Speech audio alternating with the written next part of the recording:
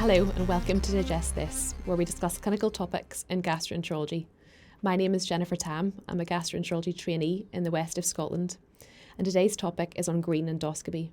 I'm delighted to welcome Dr Sandeep Siddhi, from a consultant gastroenterologist from Aberdeen Royal Infirmary, along with Dr Rosie Haddock, a gastroenterology trainee from the west of Scotland. And thank you, Jen, and thank you to SSG for giving us this opportunity. And also, it's great to know that this is the first SST Digest This session that has been recorded remotely. I hope the technology works because the previous sessions have all been brilliant in the studio setting. So this is also in keeping with the sustainability of the principles of sustainability. So having us not travel from Dundee and Aberdeen to Glasgow to record this. So that's a good one, and I'm told this is the first one that's been recorded remotely. So climate change and green endoscopy is really important to all of us. So Rosie, what does climate change mean for our gastroenterology patients? Okay, so I'm sure everyone's been looking at the news. Climate change is probably one of the biggest threats to health globally. And it is happening now, as per the recent IPCC report. For our patients, healthcare standards will increasingly fall with fossil fuels, increased carbon emissions, environmental and biodiversity breakdown. And currently, the world is heading for a trajectory of 2.1 to 3.9 degrees Celsius warming, which essentially would be catastrophic for everybody's health. For our patients, things like air pollution, heat stroke, food insecurity, infectious GI diseases are a few of the health problems that can happen due to climate change. And unfortunately, climate change events will disproportionately impact those patients that contribute to it the least. And although globally this is sort of a east-west divide, there is a lot of evidence to show that even in the UK, things like flooding and food insecurity as such will impact those who contribute least to carbon emissions. I don't know if Sandeep's got anything else to add to that. Yes.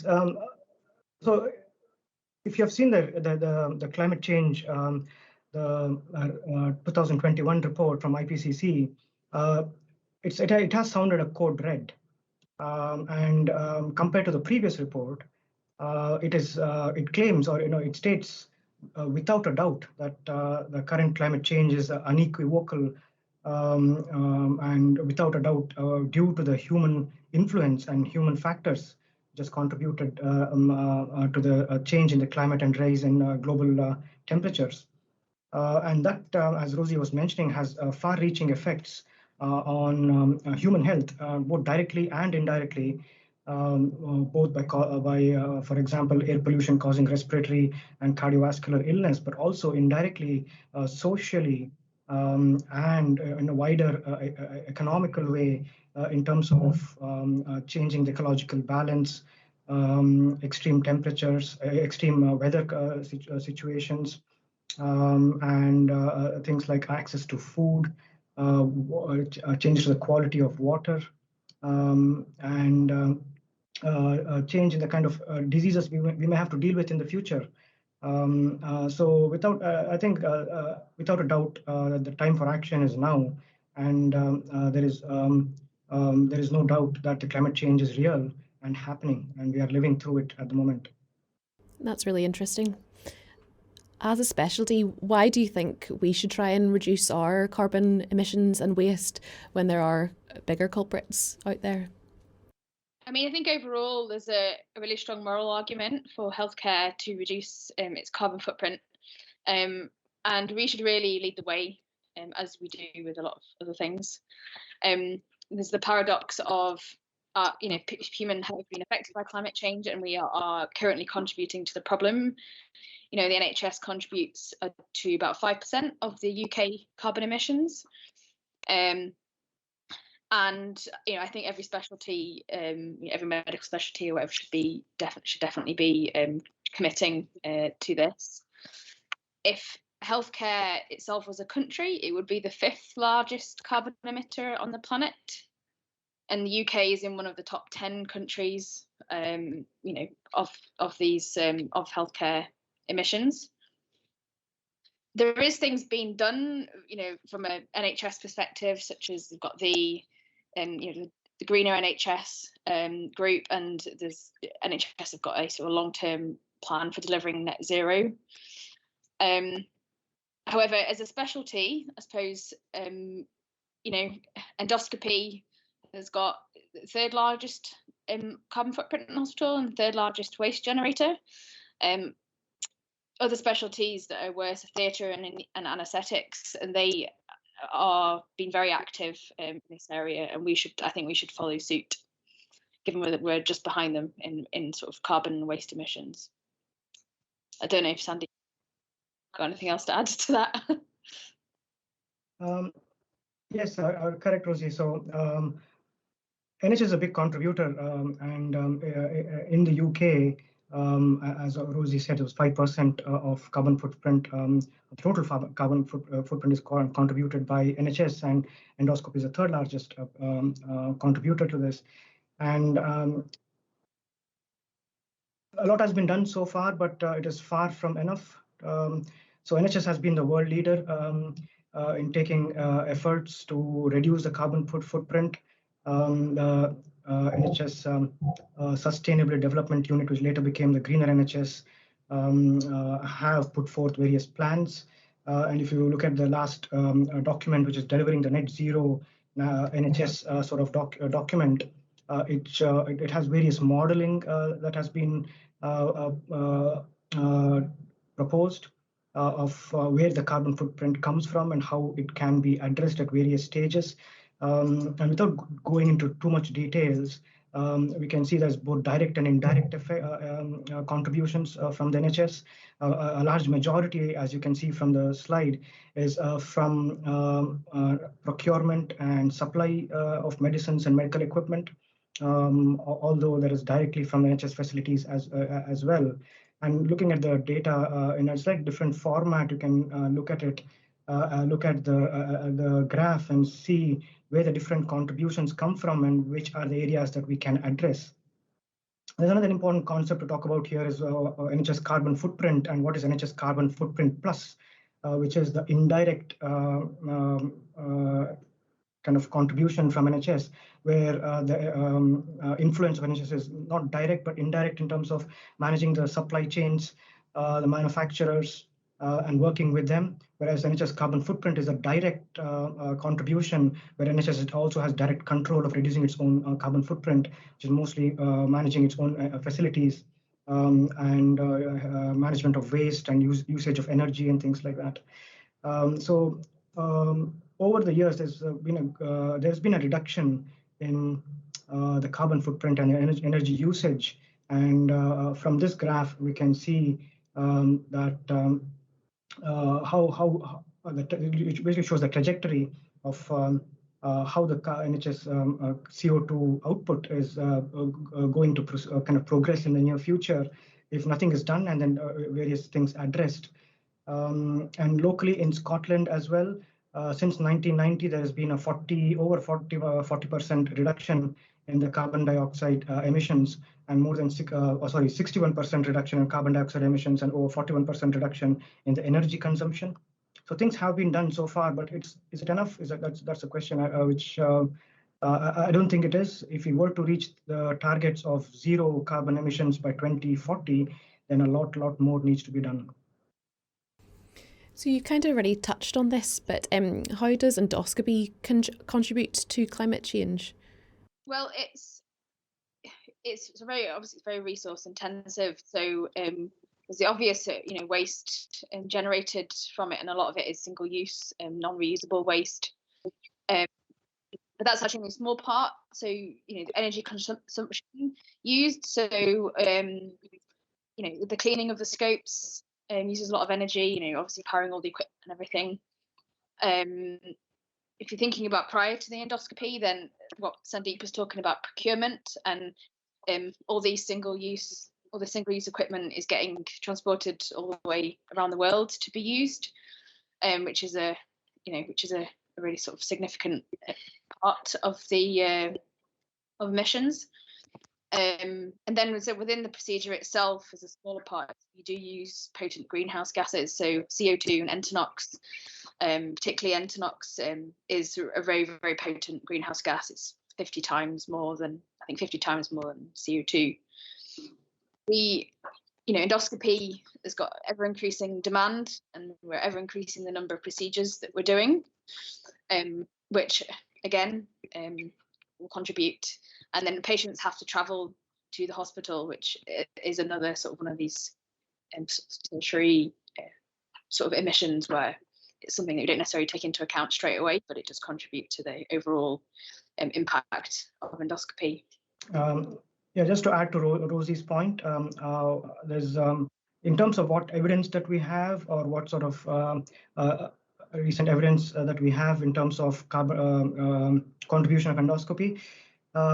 There was a recent paper that was published by one of our colleagues from the Green Endoscopy Group, Dr. Swapna Gayam, who estimated that in America, in the US, annually there are about 18 million endoscopy procedures being done. And if you consider the energy usage and the waste generated from these procedures, it's massive. It's 85,700 or so metric tons of CO2 equivalent. And that is a huge sort of footprint. And this only considers energy usage and plastic waste disposal, but does not take into consideration the amount of energy used for manufacture of these accessories. So just with this fraction of what is done, the contribution is massive. So what strategies then can we employ within our endoscopy units to try and reduce our environmental impacts? So we have to go back to our drawing board and draw from the principles of sustainable management. So the CSSU, the document, had put forth kind of 4 principles of sustainable practice, and how we can then build that into our daily clinical working is what we need to do.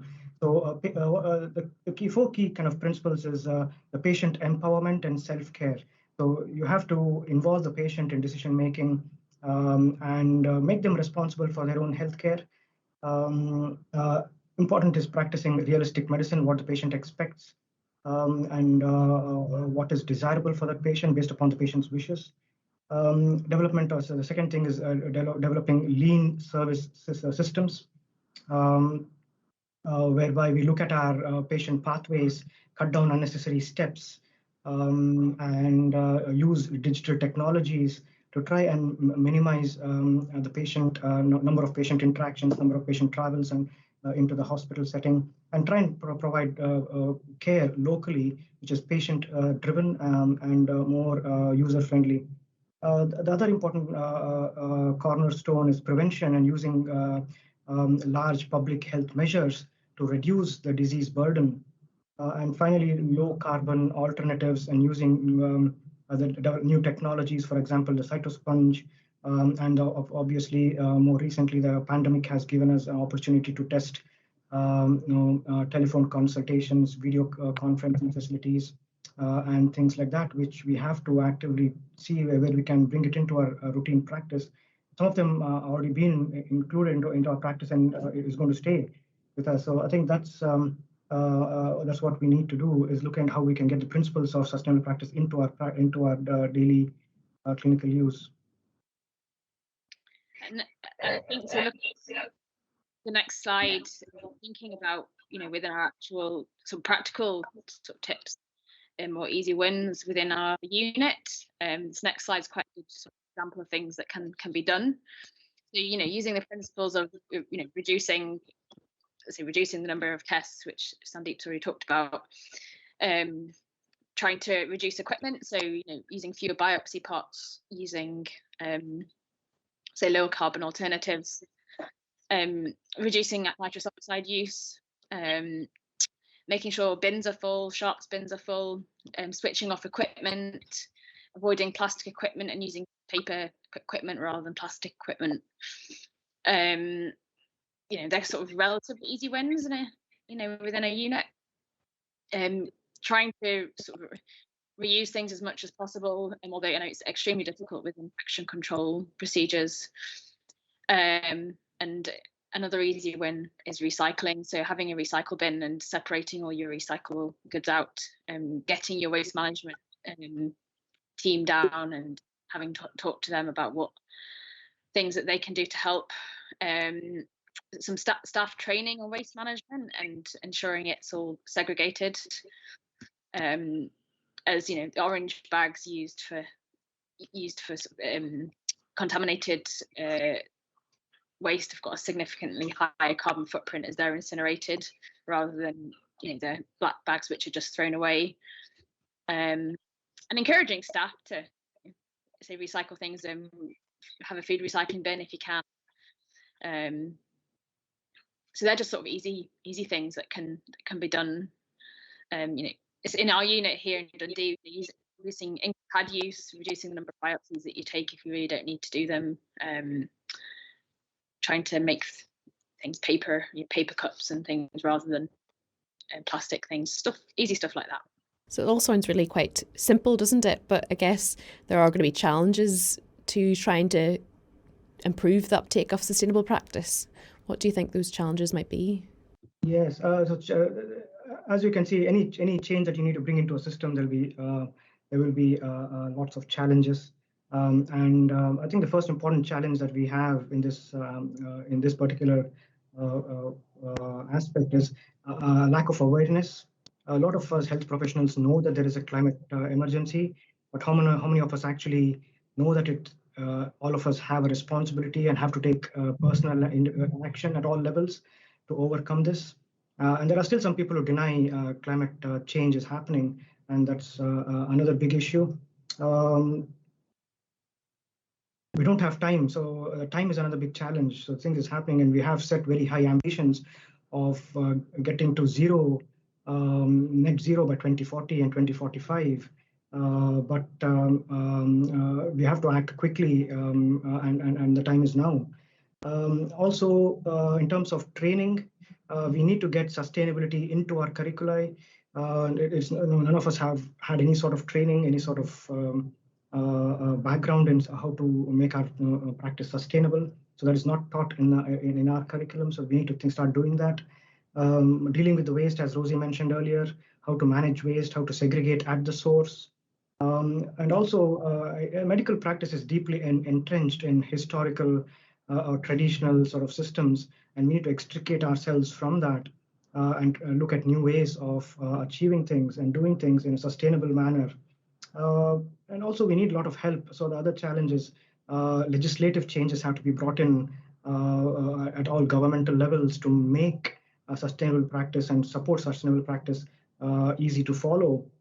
And we need research. We need evidence from good quality research. So lack of evidence is the other big challenge. This is an area where not much research has been done. The evidence is lacking. So the lack of research. And finally, to touch upon that, there is also we need support from industry. So industry inertia. Industry is driven by financial gains. And how do we then get their help and support? Because nothing can be achieved without industry support and involvement and participation. So these are the various challenges in a nutshell that we have to overcome very quickly by collective action. So what do you think that in the industry, such as endoscopy, companies can do to help offset carbon emissions? Yes, I think that's a very important question. And we need to be working very closely with the industry to achieve this goal. A lot of industries have their own legislation, their own targets, and they are governed by their own legislations to cut down their the CO2 emissions. But we have to be a bit careful in how that is interpreted. There is a bit of greenwashing and carbon dioxide offsetting procedures, which sometimes kind of muddy the waters. So we need to demand meaningful action which is going to achieve real results. So yes, industry partnership is very important, and we need to work with them to move forwards. Great. And what about the use of single-use endoscopy? Yes, if you've been reading the journals or attending some recent webinars, you would have come across a lot of stage has been taken over by the single-use equipment now, especially single-use endoscopy and duodenoscopies. And the reason behind that was a concern about introducing or kind of iatrogenic infections, especially with the side viewing duodenoscopes and reported clusters of infection, mostly in the United States. And there's a lot of industry propaganda about this. But if you look at the data in more detail, the rate of contamination of a duodenoscope again varies from different centers, as low as 0.3% to up to 22 to 60% in one study. And if you look at systematic review and meta-analysis over 10 years, over a 10-year period, 15 studies were looked at, and overall contamination rate was about 15%. But that resulted in a risk of infection, according to estimate from the AGA, that about 1 in 2,000 ERCPs. But how do we prove that this is because of a contaminated scope and not because of a partially drained bile duct? So we have to be careful that these numbers are not overstated, and prevent this from becoming a market force in changing our practice. And why is that important? Because the single-use scopes, although is a good idea, good idea in improving patient care and quality, at the same time, we should stop and ask the question: at what cost? At what cost? And when I mean cost, it's not financial cost. That's a small part of it. What's the social cost, and what's the economical cost, and the environmental cost? So there was a recent study by one of another colleague from the Green Endoscopy Group, Dr. Paul from the US. So they have estimated the amount of waste that is generated if we start using single-use scopes. And they have also taken into consideration that although there will be reduction in the waste from reprocessing the scope, even if this is taken into consideration, by adopting single-use disposable colonoscopes and duodenoscopes, there will be a 15% increase in the amount of waste that is generated from endoscopy. And if you change all your scopes to disposable scopes, then there's going to be a 24% increase in the amount of waste that is generated, which is going to just probably fill the landfill. And the other point to note here is some of these single-use scopes are sold as recyclable. But what is exactly recyclable? Only small pieces of metal and electronics are captured from these scopes, if at all there is recycled, if true recycling happens. But the rest of the plastic and the consumables is still broken down and incinerated. So they're not truly recyclable, or a very, very small fraction of it is recycled. So we have to be careful in interpreting this. And before we jump onto the bandwagon, we have to stop and ask, what is this going to do to our environment, and can our planet cope with this? Great. I was just thinking, is there any examples you have of early success with green endoscopy? So, I mean, the Green Endoscopy group that's been formed, that me and Sandeep and I are a part of, started off. We've collaborated. We've written some papers, and I think sort of widening the scope of that, we've managed to get some contacts at the BSG and at the AGA, and again published quite a few articles. The JAG Global Rating Scale has got a sort of a green endoscopy as part of one of the domains, which will hopefully start encouraging endoscopy units to think about this kind of thing. And I know down in London there's a sustainability endoscopy fellowship that's been advertised and appointed, which again, that hopefully that will set a precedent for more of these things. I don't know if Sandeep, have you got anything else? Yeah, I think considering how we started as a group, although I was not the first members, but it was kind of like-minded gastroenterologists met on social media, on Twitter and things like that, and shared our passion and interest in this particular subject, and we got together. And then there was started a group which is predominantly on WhatsApp, but it's very, very active, very kind of proactive and energetic group. And over the months, only thing we got stronger and stronger. We got representation now from not just UK, but from the US, from New Zealand, and from Europe. And we've been able to form a sort of an opinion group, and then we have got working now closely with British Society of Gastroenterology, American Gastroenterological Association, and also we have been invited now by the European Society of Gastroenterological Endoscopy to draft some positioning statements on sustainability. So it's a huge sort of success from where we started. As a group, and it shows one of the kind of powers of social media, one of the positive things to come out of social media. And yes, I think what Rosie mentioned, the appointment of sustainability fellows is a big win, because we need to start developing these programs so that we can then start accumulating evidence and trying to pressurize the government and industry to work with us. So you've kind of already touched on this a wee bit, but how do you think we would take the green agenda forward then? Starting from easy wins, from individual perspective, is look at your endoscopy units. Endoscopy units, looking at how their practices, so trying to redesign pathways to create lean systems, introducing new technologies such as site capsule and cytosponge, and getting staff, green champions and staff members involved.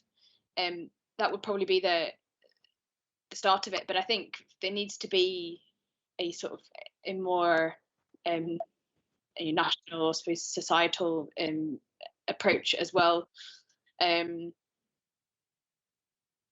So yeah, working with each other and sharing ideas,